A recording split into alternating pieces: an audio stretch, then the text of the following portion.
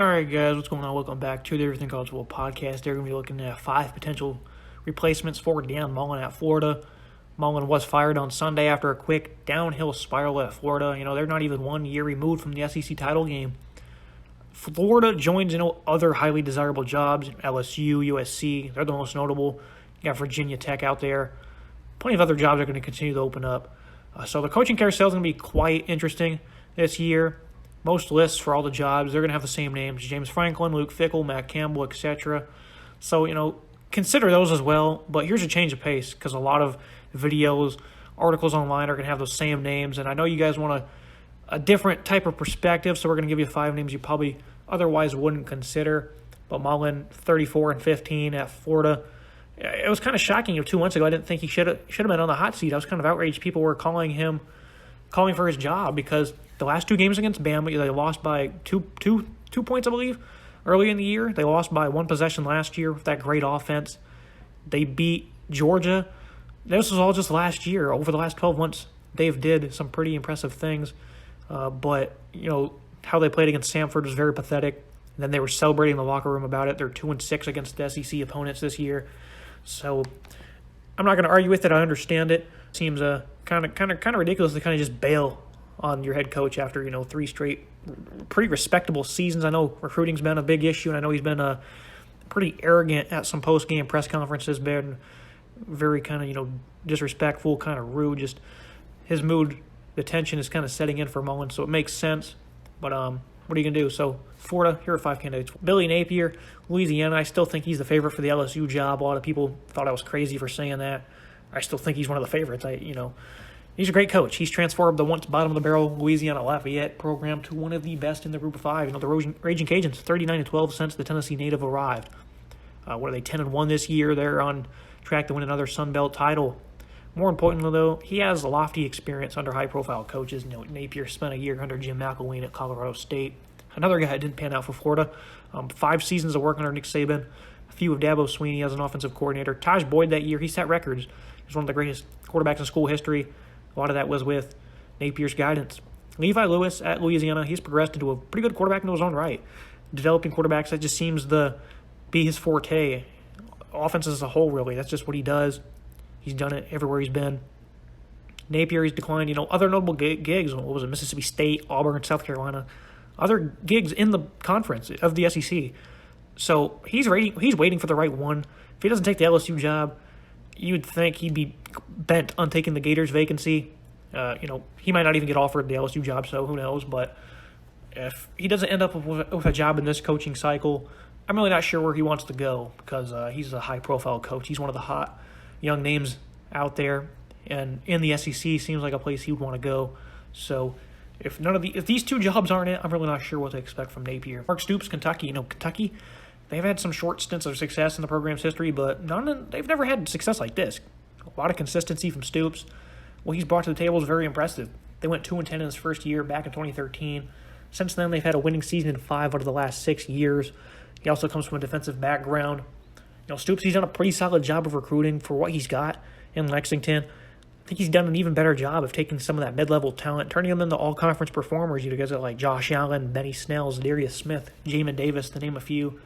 A couple of first-rounders in there, some highly paid players at the next level like Smith.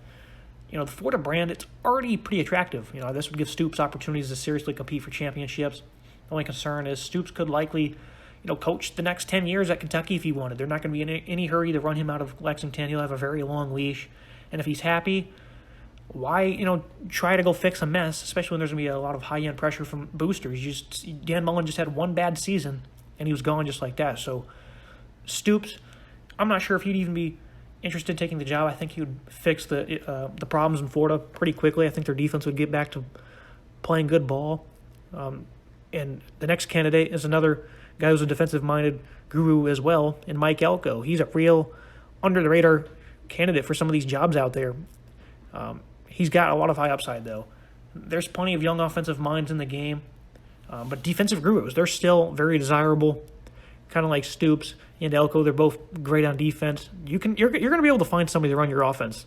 Of course, you got to make the right hire, but there's plenty of guys out there Not so much with the defensive gurus, though. Elko, he's one of the game's brightest minds. He's orchestrated top-notch units at a variety of destinations, regardless of talent. Bowling Green and Wake Forest fielded some of their best defenses in recent memory under his guidance. Elko has also showcased what he can do with perennial talent. The Aggies, they're on track to have one of the nation's best defenses for a second straight season. They were the backbone of that team last year. They're doing it again this year, especially up front. The Gators' defense, they fell off significantly over the past couple of years. Elko, he's certainly capable of changing that. He's done a pretty good job of recruiting in the state of Texas, and I think some of those ties will certainly carry over, along with the tactics that will help the Gators get back to making waves in their own state. They've really been dominated by other powerhouses in their own state. Florida's not been recruiting the Sunshine State very well over Mullen's tenure. It's been a big problem for him, just kind of shocking, but it is what it is. I think Elko, he could potentially do more for recruiting than Mullen did. Bill O'Brien, another guy that's kind of under the radar. He's next up, though, on the Nick Saban career resurrection train. His abilities as a coach, they've been kind of forgotten, though. The Texans were a 4-time divisional champion with Brian's guidance. He was unfairly appointed the GM position. The Houston organization was in a bit of turmoil. Rick Smith, he was dealing with his wife's passing. She had cancer and tragically passed away, so he was dealing with that. He never came back either. They went the whole 2018 season without a GM. The one they had before that, he was fired due to some complaints about something to do with race or something. I don't know. He was fired, though, due to some complaints that were not very pretty, I guess. So O'Brien, he was promoted to the general manager position. They decided to stay in-house. And that was the beginning of the end for the Texans franchise. It was actually pretty good at the time. He was a mediocre GM. That quickly ended his success.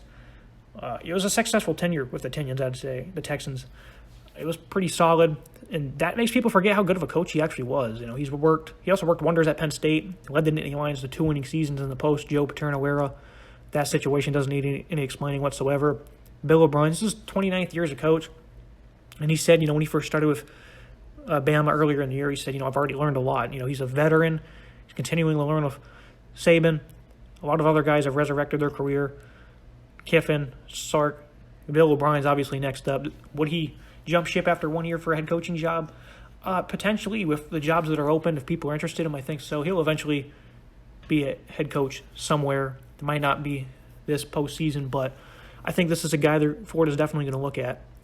And the last one, Dan Lanning, kind of another underrated guy because he's incredibly young, 35 years old, and it's really not hard to succeed in his current role.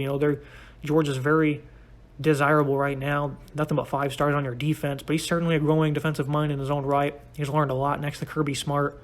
He's let the Bulldogs have some of the nation's most dominant defenses since he took over in 2019. He's been very instrumental in recruiting, too. The Bulldogs have infiltrated the state of Florida in recruiting, and the Gators, along with other in-state programs, they're just getting dominated down south. I have a little bit of faith in Lanning in restoring that. That's the hard truth of it. They need to get some more talent, especially in-state, and that's where it's going to start. I think Lanning could do that because the Bulldogs, they've been stealing a lot of top-notch guys down south in the Sunshine State. So those are 5 potential candidates. I think maybe Todd Monken would be better suited for the head coaching job if they're going to snag a Georgia assistant. Those are 5 kind of off-the-radar guys you can look forward to. This is going to be very interesting. I don't even know if they'll get the top guys they want with USC and LSU being open. They're not the only highly desirable job. Should be a very fun coaching carousel. But that's it for today, guys. Leave a comment on who you think will be the coach. Leave a like, subscribe. See you next time.